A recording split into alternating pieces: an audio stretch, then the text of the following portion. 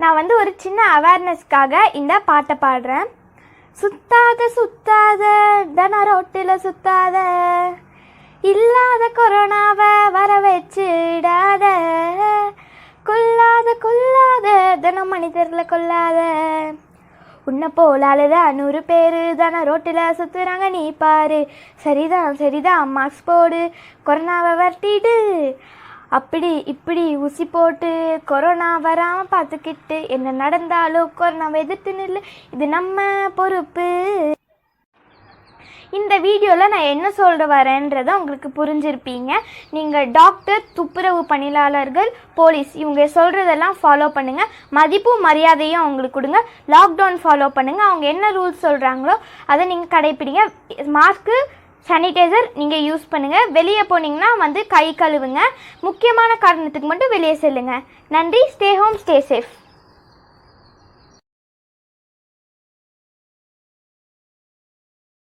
Hello friends, welcome to Kongu Neela Soru. இன்றைக்கி நம்ம பார்க்க போகிற ரெசிபி ஒரு நான் வெஜிடேரியன் காம்போ தாங்க. சிம்பிளாக வித்தின் ½ அன் ஹவர்க்குள்ளே ஒரு சாதம், மீன் குழம்பு, ரசம், மீன் வறுவல் எல்லாமே வீட்டு முறைப்படி செஞ்சுருக்கேன். சிம்பிளாக இருக்கும், டேஸ்டியாக இருக்கும். கண்டிப்பாக ஸ்கிப் பண்ணாமல் பாருங்கள். வாங்க எப்படி செய்கிறதுன்னு பார்க்கலாம். மீன் குழம்பு செய்கிறதுக்கு மண் சட்டியில் செஞ்சால் நல்ல ஃப்ளேவராக இருக்குங்க. எண்ணெய் சட்டி கொஞ்சம் காஞ்சிரட்டும். ஒரு 2 டேபிள் ஸ்பூனு நல்லெண்ணெயும் ஆயிலும் கலந்து விட்டுருக்கேன். 20 கிராம் வெந்தயத்தை போட்டு கருக விடாமல் செவர வதக்கிட்டோம்.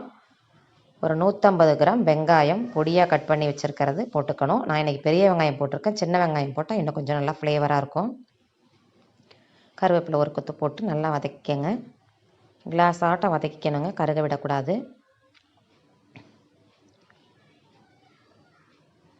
ஒரு 150 கிராம் தக்காளி நல்லா புளிஞ்ச மாதிரி போட்டுக்கோங்க. நல்லா வதங்கிடும் சீக்கிரமாக. குழம்பு நல்லா திக்காக இருக்கும்.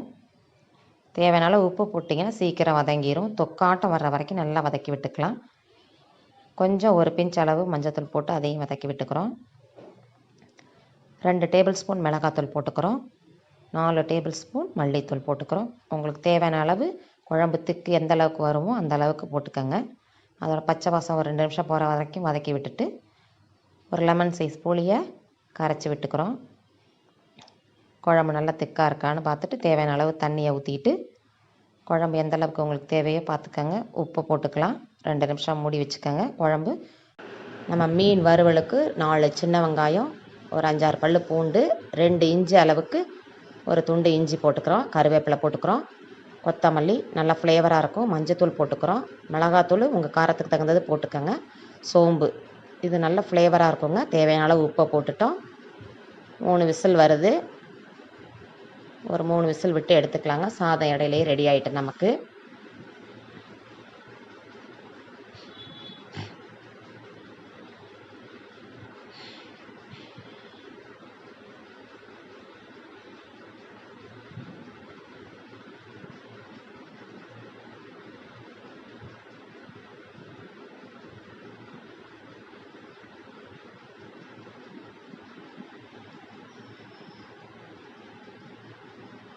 நம்ம இப்போ இந்த அரைச்சி வச்ச மசாலா தான் நல்லா ஃபைன் பேஸ்ட்டாக இருக்கணும். அந்த வெங்காயமும் சோம்பு தாங்க நல்ல ஃப்ளேவராக இருக்கும். இப்போ ஜார்லேருந்து அதுக்கு ட்ரான்ஸ்ஃபர் பண்ணிவிட்டு ஒரு டீஸ்பூன் எண்ணெயை ஊற்றி அப்படியே பிசைஞ்சு நம்ம வச்சிட்றோம். இந்த சமயத்துக்கு உப்பு செக் பண்ணுறது நம்ம அரைச்சி வச்ச மசாலாவை இதில் போட்டு ரெடி பண்ணிக்கிறோங்க. உப்பு காரம் எல்லாம் செக் பண்ணிக்கலாம். ½ அன் ஹவர் ஊற வச்சுக்கலாம். இடையில குழம்பு கொதிச்சிருச்சுங்க. பச்சை வாசம் போயிருக்கு. இப்போ நம்ம தேங்காய், மிளகு, சீரகம் அரைச்சி வச்ச விழுதை போட்டுக்கிறோம். நல்ல எண்ணெய் பிரிஞ்சு வந்திருக்கு பாருங்கள். அந்த காரமெல்லாம் கரெக்டாக இருக்கான்னு பார்த்துங்க. கொதி வந்துருச்சுங்க. நம்ம இப்போது மீனை போட்டுடலாம். நல்லா 1/2 kg மஞ்சத்தூள் உப்பு போட்டு கழுகி வச்சுருக்கேங்க. நல்லா சதை உள்ள மீனாக இருக்குது. அதை எடுத்து போட்டுட்டு ஒரு 5 நிமிஷத்துக்குள்ளேயே மீன் வெந்துருங்க. மேலே அப்படியே மாங்காய், வாழைக்காய், வெண்டைக்காய் இந்த ஸ்டேஜில் போடலாம். மாங்காய் பிஞ்சு மாங்காய்ங்கிறதுனால நான் மீனோடையே சேர்த்து போட்டுட்டேங்க. மாங்காவோடு சேர்த்தும் போட்டோம்னா சீக்கிரம் வெந்துடும். அப்படியே போட்டு ஒரு சுற்றி மூடி வச்சிடலாம். மாங்காய் ஒரு கொதி வந்தோடனே ஒரு 5 நிமிஷத்துலையே வெந்துருங்க. அந்த சதை வேகிற டைமு தான். அந்த மண் சட்டி சூட்லையே வெந்துடும் குழம்பு. இப்போ ரசத்துக்கு இடையில ஒரு லெமன் சைஸ் புளியை கரைச்சி விட்டுக்கிறோம். மஞ்சத்தூள், கருவேப்பிலை, கொத்தமல்லி. குழம்பு நமக்கு கொதி வந்து ரெடி ஆகிட்டுங்க.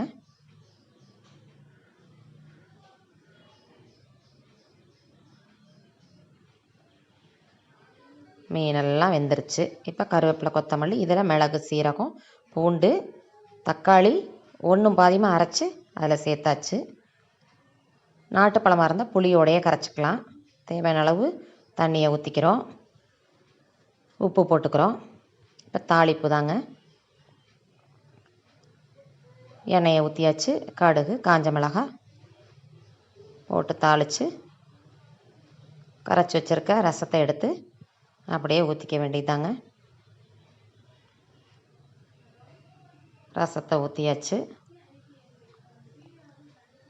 சிம்பிளான ரசம் நமக்கு ரெடி ஆயிடுச்சுங்க. மசாலெல்லாம் ஊற வச்ச மீன் ஃப்ரிட்ஜ்லேருந்து எடுத்தாச்சுங்க. கடலை காய வச்சிட்டோம். நல்லா தேங்காய் எண்ணெயில் பொரிச்சா நல்லா ஃப்ளேவராக இருக்கும். தேங்காய் எண்ணெயை 3 பீஸாக போட்டு, எண்ணெய் அதிகமாக தேவைப்படாதுங்க. இப்படி தோசைக்கல்லையே போட்டு பரட்டி எடுத்துக்கலாம். நல்லா சதவுள்ள மீனாக இருக்கிறனால ஈஸியாக சட்டுன்னு வெந்துடும். மூடி வச்சுக்கிறோம். திருப்பி அப்படியே பரட்டி போட்டு 2 நிமிஷம் மூடி வச்சு பரட்டி 2 நிமிஷம் விட்டுட்டு இதையும் பரட்டி விட்டுக்கிறோம். ஓப்பன்லையே 1 நிமிஷம் விட்டு வேக வச்சுக்கிறோங்க. நல்லா எண்ணெய் நம்ம ஊற்றின எண்ணெய் திருப்பி ஊற்றவே இல்லை. தேங்காய் எண்ணெய்ங்கிறனால அதுலேயே நம்ம பரட்டி வேக வச்சிட்ருக்கோம். மற்ற எண்ணெயாக இருந்தால் சீக்கிரம் உறிஞ்சிடும். திருப்பி ஊற்றிக்கிட்டே இருக்கணும். தேங்காய் எண்ணெய்ங்கிறப்போ நல்லா ஃப்ளேவராக அந்த எண்ணெய் இருந்துக்கிட்டே இருக்கும் நமக்கு. இப்போ பரட்டி போட்டுக்கலாம் பாருங்கள். எப்படி ரோஸ்டாட்டாக இருக்குது பாருங்கள். நம்ம ஹோம்மேடு மசாலா தான் ஃபுல்லாக எல்லாமே போட்டிருக்கிறது. எல்லாம் ஹெல்த்தியான ஐட்டம் தான் போட்டிருக்கோம். அந்த வெங்காயமும், சோம்பு, இஞ்சி, பூண்டு இது தாங்க நல்லா செவந்து கொடுக்கறது. உங்களுக்கு நல்லா டேஸ்ட்டாக இருக்கும். டிஃப்ரெண்ட்டாக இருக்கும். 2 பக்கம் செவந்தோன்னே எடுத்துட வேண்டியதாங்க. நம்மளுடைய மீன் வறுவல் ரெடி. ப்ரெசன்டேஷனுக்கு ரெடி ஆகிக்கலாங்க. நம்மளுடைய மீன் குழம்பு, மீன் வறுவல், சிம்பிளாக ஒரு ரசம் பார்த்துட்டோம். கண்டிப்பாக ட்ரை பண்ணி பாருங்கள். ஈஸியாக சிம்பிளாக பண்ணி கொடுத்துருக்குறேன். லைக் பண்ணுங்கள், ஷேர் பண்ணுங்கள், கமெண்ட் பண்ணுங்கள், சப்போர்ட் பண்ணுங்கள், சப்ஸ்கிரைப் பண்ணுங்கள்.